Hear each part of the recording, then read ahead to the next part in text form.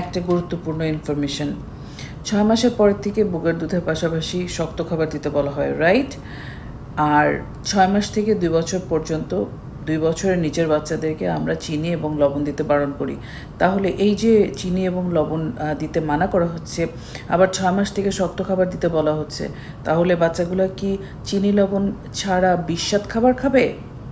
না, বাচ্চাদেরকে এই সময়টায় 6 থেকে 1 বছর বয়সের বাচ্চাদেরকে আমরা যে খাবারটা দিব সেই খাবারটা অবশ্যই পেডিয়াট্রিশিয়ানের কাছ থেকে শুনে বুঝে নেবেন।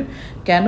কারণ যেহেতু চিনি এবং লবণ দেওয়া যাচ্ছে না, এইগুলোর সাবস্টিটিউট কি দেওয়া যাবে সেই বিষয়টা আপনাদেরকে ভালো করে বুঝে বাচ্চাকে নিয়ে দেখিয়ে শুনে বুঝে নিতে হবে।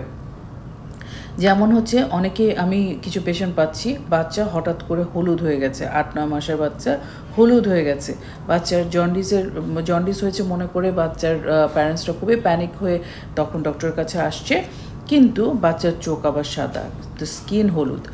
কারণটা হচ্ছে গিয়ে তারা না বুঝে এমন কিছু খাবার খাওয়াচ্ছে যেটাতে স্কিন হলুদ হয়ে যাচ্ছে। এই বিষয়টা যাতে না হয় সেই জন্য বাচ্চাকে কি খাওয়াবেন 6 থেকে 1 বছরে, কিভাবে খাবারটা শুরু করবেন, এইটা জানাটা বিশদভাবে জানাটা খুবই জরুরি। বোঝা গেল?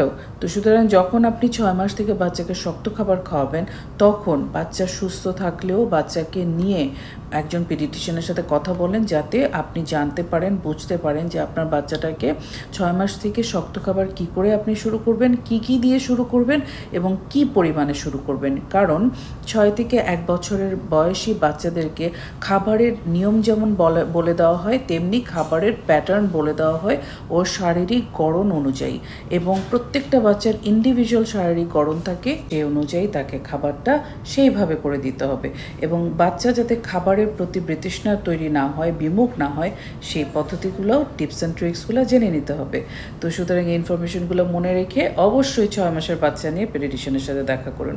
অনেক ভালো থাকবেন, সুস্থ থাকবেন নিজেদের বাচ্চাদের নিয়ে। খুদা হাফেজ।